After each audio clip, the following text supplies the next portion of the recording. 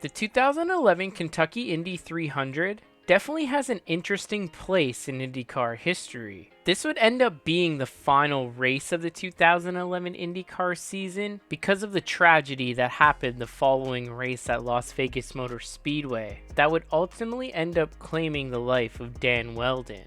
IndyCar abandoned that race, so the results were not classified and it was not an official race on the record book. So this race would be full of a lot of lasts for IndyCar, as this would officially be the last start for Dan Wheldon, who is replacing Alex Tagliani in the Sam Schmidt Motorsports number 77, as well as Buddy Rice and Vitor Meira. And this would also be the last IndyCar race ever for the legendary team Newman Haas Racing. And with me mentioning all the lasts that this race had to offer, this race would come down to the last lap to decide the winner of it. But not only that, we would see a huge swing for the lead of the championship, which would end up deciding who was going to be crowned the 2011 IndyCar Series champion. Will Power came into this race with an 11-point advantage over Dario Franchitti, and he would also lead the field to green by scoring the pole. 29 cars begin to come up to speed off of corner number 4. Green, green, green.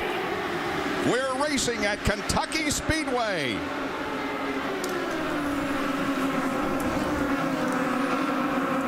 You'll see 2 and 3 wide racing on this racetrack.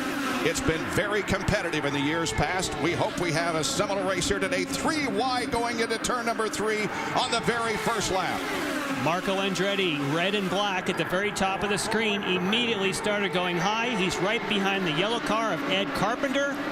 And Graham Rahal said he was going to make it tough on Will Power. So far, he falls behind. Carpenter on the high side, on board with Hildebrand. The race would get off to a clean start, and Will Power would firmly be in control. But on lap 35, Elio Castroneves would bring his car down pit road as the team discovered he had a water leak, which raised the temperature of the engine and would end up ending his day, resulting in Elio finishing 29th and dead last in the field. Will Power would come in the pits on lap 49, and as he was entering his pit stall, he would make contact with Anna Beatrice, who was trying to leave her pit stall. The contact looked relatively minor, but it punctured a hole in the side pod of Will Power's car and threw off the rhythm of his pit stop. As he's led the first 48 laps of this race, and was just trying to have a clean green flag pit stop here to maintain that lead. But unfortunately, when everything cycled through, his championship rival Dario Franchitti would take over the lead of the race. Dario Franchitti would continue to lead all the way to lap 80, where the first yellow flag of the race would come out. Thankfully not for incident, but there was some debris on the back straightaway. It was off the racing line, but officials elected to throw the caution anyway, just to be safe. All the leaders would come down pit road here, and this would end up being a huge break for Will Power, the championship leader, as he started to sink through the field during that long green flag run, as there was a hole in his side pod that got progressively worse as he ran out on the track. So the team would take the time here to patch up that hole and try to get his car back into the best shape possible to stay in contention for the championship. Because through these pit stops, Dario Franchitti was still in the lead of the race. But unfortunately for Will, when he got back out on the track, the tape did not stay on and actually fell off on the back straightaway, so he'd have to come back down pit road so his team can make the proper repairs. Dario Franchitti would lead his teammate Scott Dixon and the rest of the field back to green. Field moves through turns 3 and 4. The acceleration by Dario Franchitti. Green. Here we go again. All clear, all clear. Danica taking a peek to the inside of Ryan Hunter-Ray. Dixon and Marco are about 1.5 back.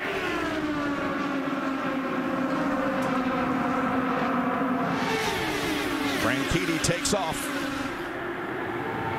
Once again, this would be a pretty lengthy green flag run, and as the race approached its halfway point, Dario Franchitti was still in the lead of the race. It was actually pretty impressive how he managed to hold on to this lead, because he was not able to break away from the rest of the pack at all. By lap 119, Will Power was down in the 23rd position, not recovering from that damage at all. taking a huge hit in the championship as they currently run. On lap 137, the next round of green flag pit stops would begin with Dan Weldon hitting pit road. Dan was facing some handling issues and was starting to fall through the order, and he also had some radio communication issues as well, as he could not hear his team. Simona Di Silvestro would also come in the same lap as Dan Weldon, but she would lose control on cold tires and smash into the KV Racing pit crew, knocking tires into the infield grass, prompting IndyCar officials to throw the yellow flag to recover those tires. Thankfully, there was no serious injuries here to the pit crew members.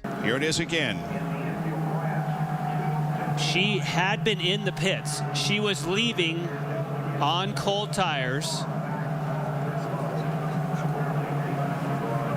And that's obviously KV Racing, most likely EJ Viso's crew. Now, this caution was initiated by an incident on pit road, but things are about to get a whole lot more exciting as the entire field comes in here for a green flag pit stop. And unfortunately, EJ Viso's team would be front and center of the action once again. Scott Dixon, bottom of your screen, he said his car is pushy into the corner. When he comes off, it wants to snap loose. Another problem on pit lane, Marty. Another problem on pit road. Marco has a problem on pit road. He runs into a car, guys, for the Ganassi guys. Clean pit stop. Dario Franchitti wins the race off pit road. But Kevin, a mess in front of you. It's EJ Viso, Marco Andretti, and Alex Lloyd all coming in. I didn't see what started this one. They're turning Viso around. By the way, I'm still working on a crewman. It was from Viso's crew, as Jan mentioned. He's up and he's okay. He may have some minor injuries, but nothing really bad at this point, to the point where he's up and around and he's still trying to help his team. The crewman is from Viso's team, so we'll assess the damage here with these three cars. And there's a puncture in the side pod of Alex Lloyd's car, a significant puncture. They're going to shut that engine off, and they're pushing Marco Andretti back now. Sunoco, proud manufacturer of ethanol. Boy, you just saw this coming with Marco Andretti. 3, 2, as we watch J.R. Hildebrand. Man. What is going on? It's safer out at 220 miles per hour than it is on the pit lane. Man. Wow. And that was not cold tires. Now here is the Marco situation. 3 wide here. Make that 4. I don't understand any of that. So there was a lot to unpack there, as there was a few incidents on pit road. This would actually bring an end to Marco Andretti and Alex Lloyd's day here. And if you're wondering about Dan Weldon, unfortunately he did lose a lap when he was on pit road there, so he was not able to cycle around to the lead, but he did get back on the lead lap. And J.R. Hildebrand's crew member would be treated for minor injuries. The broadcast would return just in time for the green flag, with Dario Franchitti still out front. The green flag comes out and we are back to racing at Kentucky Speedway. It is Dario Franchitti leading. Graham Rahal jumps into second position. Dario Franchitti third, then Hunter Ray, Serbia, Briscoe, Carpenter, Kimball, and others.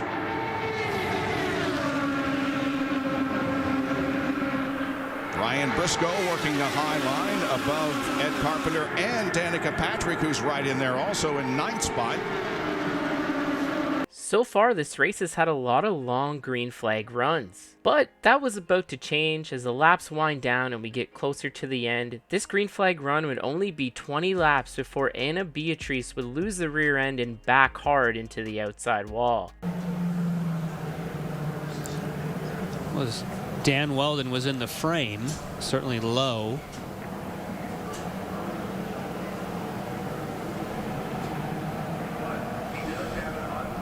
Tire gets up under the front end of the car. Here's another angle. This is from J.R. Hildebrand's perspective. Oh, okay. So no, Dan was not involved. Yeah, she was sideways.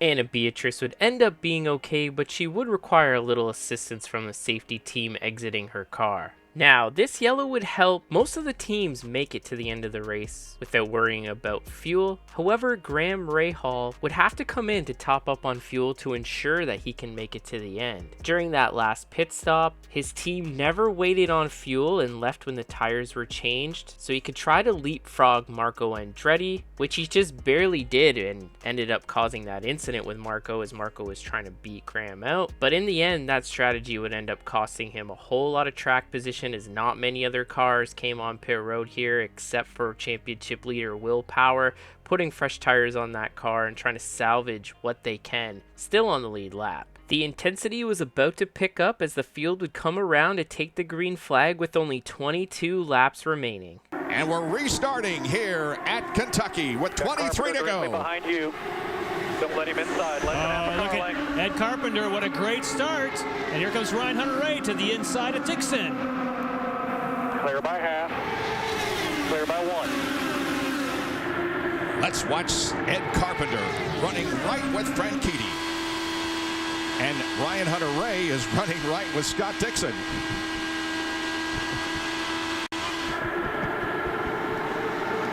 The heavy side-by-side racing back in the pack allowed the top two of Dario Franchitti and Ed Carpenter to pull away slightly from the field, and Ed Carpenter would make a move to the outside of Dario Franchitti, coming to 18 laps to go. Dario has firmly been in control of this race since lap 50 and hasn't seen a challenge like this pretty much all day. The two will remain side by side like this all the way to the last lap and the white flag. All right, white flag here. All right, one more lap to go. Carpenter led that lap. Stick with it, buddy. You can do this. Now watch Scott Dixon as he's going to take a look to the outside. Now Franchitti's out of push to passes, and Carpenter has one left. Oh, that could be the difference. They go down the backstretch and Come on, buddy. race into turn number 3. Overtake. Will Ed Carpenter be able to get his first win in the Eyes on IndyCar Series? baby, Paul. Here they come to the line, baby, Paul. and it is Carpenter. Ed Carpenter wins. How about that? That was good stuff. He finally does it. Second place the last 2 years, and Ed Carpenter gets the victory. Oh man, what a finish.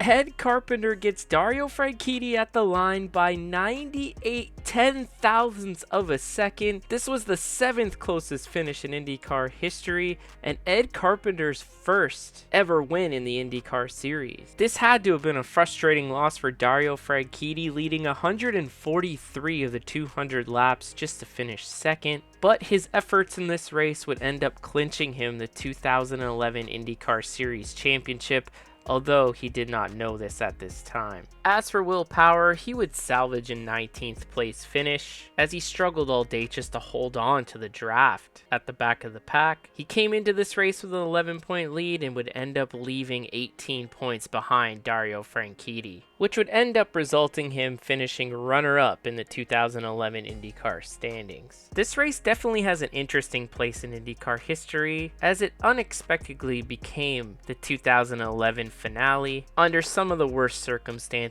imaginable. And as I mentioned, there was a lot of lasts for drivers and teams in this race, but there was also the bright moment of Ed Carpenter scoring his first career victory in the IndyCar Series. I hope you enjoyed this one. That's gonna do it. Subscribe to my channel for more motorsports and IndyCar related history just like this, and I hope to see you guys in my next one. Take care, everybody.